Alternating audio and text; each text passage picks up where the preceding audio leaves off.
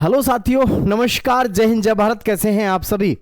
SSC MTS 2025 का अगर आपने भी एग्जाम दिया है तो लगातार दिमाग में चल रही होगी कि जिसका रिजल्ट कब आएगा और इसकी कट ऑफ क्या रह सकती है कि हमारा फाइनल सिलेक्शन हो जाए। तो प्यारे साथियों, बिल्कुल सटीक एनालिसिस के साथ में मैं आप सभी के साथ में हाजिर हूं एसएससी एमटीएस और हवलदार के लिए। दरअसल में प्यारे साथियों, एसएससी एमटीएस और हवलदार दोनों की जो भर्ती है, सबसे ज्यादा अगर देखा जाए तो क्रेज रहता है युवाओं में एसएससी एमटीएस और हवलदार का, क्योंकि यही एक ऐसी मात्र भर्ती है जिसमें मात्र 10वीं पास अभ्यर्थी जो है ऑफिस की और हवलदार की जॉब ले सकता है। क्योंकि हवलदार बनने के लिए पहले आपको सिपाही से भर्ती होना पड़ता है, फिर कम से कम 10 साल इंतजार करना पड़ता है प्रमोशन के लिए। लेकिन इसमें आप जब डायरेक्ट हवलदार से भर्ती होते हैं तो आपको बहुत ही बेहतरीन और शानदार तो इसमें सैलरी मिलती है। साथियों, एसएससी एमटीएस में 10वीं क्लास होने की वजह से बहुत ज़्यादा फॉर्म भी भरे जाते हैं, लेकिन युवाओं के मन में ये रहता है सिलेक्शन पता नहीं होगा या नहीं होगा। तो इस विषय में आप बिल्कुल मत घबराइए, मैं आपको इसकी सटीक कट ऑफ बता देता हूं। सभी साथी ध्यान से देखिएगा और रिजल्ट कब आएगा इसके विषय में भी मैं आपको पूरी जानकारी देने वाला हूं, ठीक है। तो सबसे पहले मैं आपको बताना चाहूंगा, ये तो आपको सबको पता होना चाहिए, उसके बाद मैं आगे बढ़ूंगा। मैं सबसे जो पहली चीज है कि भाई इसमें जो हमारी टोटल पद हैं, पहले 5464 आए थे पद, लेकिन बाद में इनको बढ़ा करके कर दिया गया आपका 8021 पद, यानी 8021 पद हैं अब हमारे वर्तमान में, जो काफी हैं वास्तव में और बहुत बड़ी संख्या में जो है पद हैं। योग्यता भी मात्र 10वीं पास रही और साथ में सबसे बड़ा फायदा यह रहा कि भैया उम्र सीमा 18 से 25 और कुछ पदों पर जो है 18 से 27, तो अच्छा खासा आपको यहां पर मौका मिला।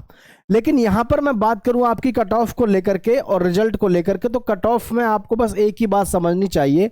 कट ऑफ के लिए जो आपका आंकड़ा है, सारे के सारे आंकड़े बच्चों के दिमाग में फेल हो जाते हैं जब वो देखते हैं और उनको लगता है कि पता नहीं हम इसमें पास भी हो पाएंगे या नहीं हो पाएंगे। तो देखो, मैं आपको सभी को बता देता हूं, ध्यान से समझना। एसएससी एमटीएस में जो हवलदार है, हवलदार में ध्यान रखना साथियों, ये बात आपको पता होनी भी चाहिए। SSC MTS only exam qualify, MTS में केवल एग्जाम क्वालिफाई करना है आपको, और हवलदार में आपको एग्जाम भी क्वालिफाई करना है, फिजिकल भी करना है। तो भाई हवलदार के फिजिकल के बारे में तो आपको सबको पता है। हवलदार के फिजिकल में तो आपसे फॉर्मेलिटी है, क्योंकि इसमें 1600 मीटर की जो दौड़ है या रेस है या चाल है, 24-25 मिनट में, 15 मिनट में, वो 10 मिनट का काम भी नहीं है। अगर आदमी सही से चले तो उसको कर सकता है, हालांकि उस पर लौटेंगे। लेकिन मैं कट ऑफ पे बाद में आऊं, पहले इसको आपको इसके विषय में बता दूं जो आपका सबसे बड़ी बात है पदों के लिए। तो देखो, जो एमटीएस के पद हैं ये तो रहेगा मल्टीटास्किंग स्टाफ और ये नॉन टेक्निकल वाले रहेंगे, ठीक है। और हवलदार जो होगा आपका सीबीआईसीएन एंड सीबीएन में आपको पोस्टिंग मिलती है, मतलब नारकोटिक्स में आपको नारकोटिक्स विभाग में जाने का मौका मिलता है। और भाई साहब, नारकोटिक्स में जाने का मौका मतलब अपने आप में बहुत बड़ी सफलता है ये, ठीक है। तो यहाँ हर चीज के विषय में आपको मैं पूरे पहले बता दूं कि जैसे सैलरी है आपकी, तो सैलरी जो है इसमें 30,000 से 35,000 है आपकी एमटीएस में, और 8वां पे कमीशन लगने के बाद में 50,000 से 55,000 कम से कम आपकी सैलरी होगी।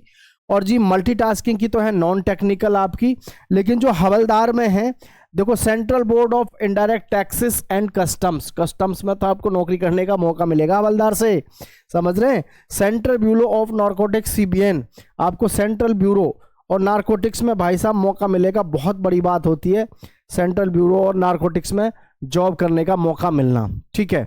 मैं रिजल्ट पे लौटूंगा, लेकिन उससे पहले ज्यादा जरूरी है, जिसका सबके दिमाग में एक वजन है जी, हमारी कट ऑफ क्या जाएगी, क्योंकि कट ऑफ को लेकर के सबसे ज्यादा आंकड़े चौंकाने वाले रहते हैं।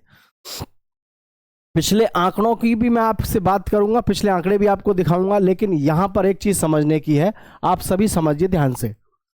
इसमें हमारे 2 सेशन है, सेशन फर्स्ट है, सेशन 2 है। सेशन जो फर्स्ट है प्यारे साथियों, इस सेशन फर्स्ट में क्या होगा कि 30% तो लाने हैं जनरल के बच्चे को, मार्क्स लाने हैं या क्वेश्चन करने, एक ही बात है, ठीक है। और जी 25% जो है पास करने हैं बच्चों को, जो है ईडब्ल्यूएस बच्चों को क्वेश्चन मतलब करके आने ही आने हैं ईडब्ल्यूएस वाले बच्चों को। और जी 20% करना है SC और ST वगैरह अदर को।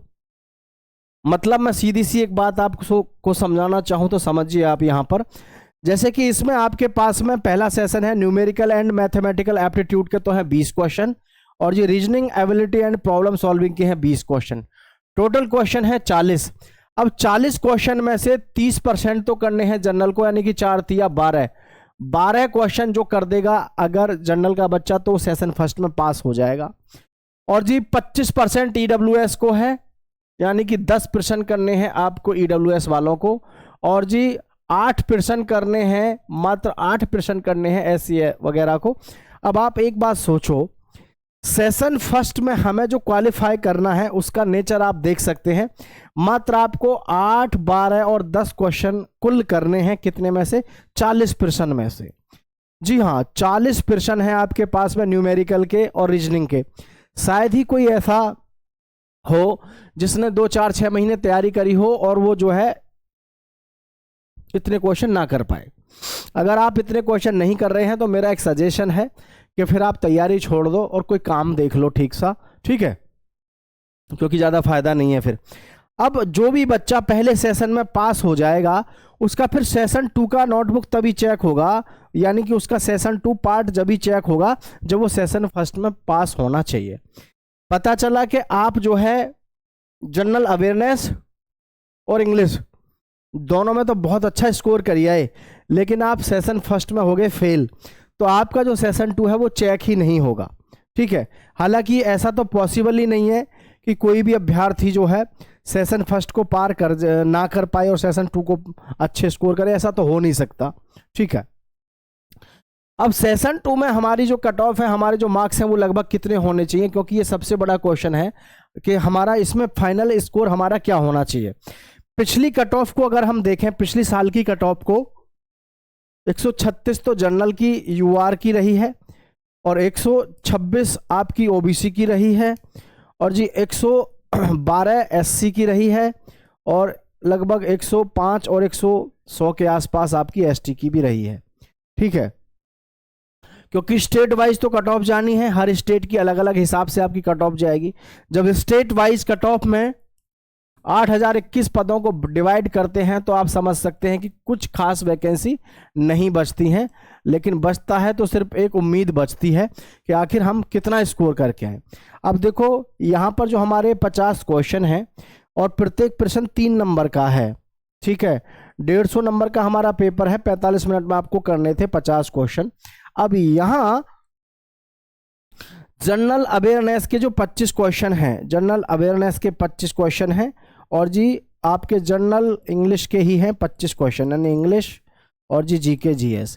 इसमें देखो सीधी सी बात है, इंग्लिश में कम से भी कम आपको करके आने हैं 21 क्वेश्चन। जो 21 क्वेश्चन करके आया वो बढ़िया किया है, ठीक है।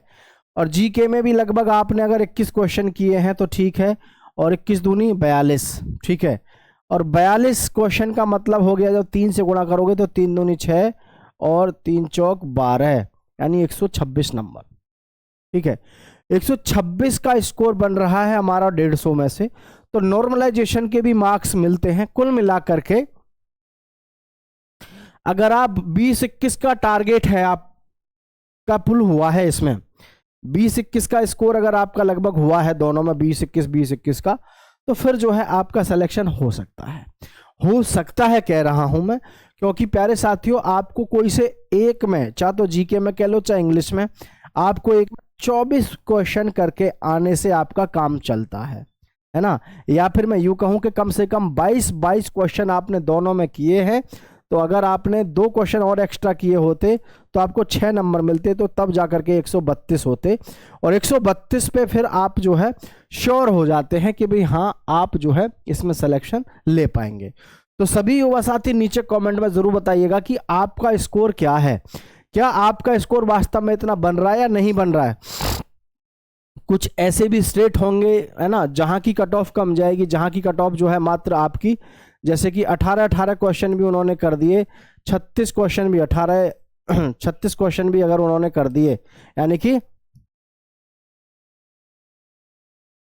108 पे भी लगभग 110 पे भी सिलेक्शन शुरू होंगे, ऐसे भी स्टेट होंगे। लेकिन मैं ये जो कट ऑफ आपको बता के चल रहा हूं, ये यूपी, एमपी, राजस्थान, हरियाणा, ठीक है, और बिहार, ये हमारे 5 ऐसे राज्य हैं जिनकी कट ऑफ इससे कम नहीं जाती है और यही कट ऑफ रहती है।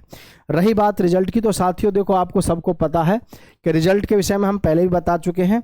अप्रैल के लास्ट में आपका रिजल्ट आ जाएगा साथियों, अप्रैल के लास्ट तक आपका रिजल्ट आ जाएगा।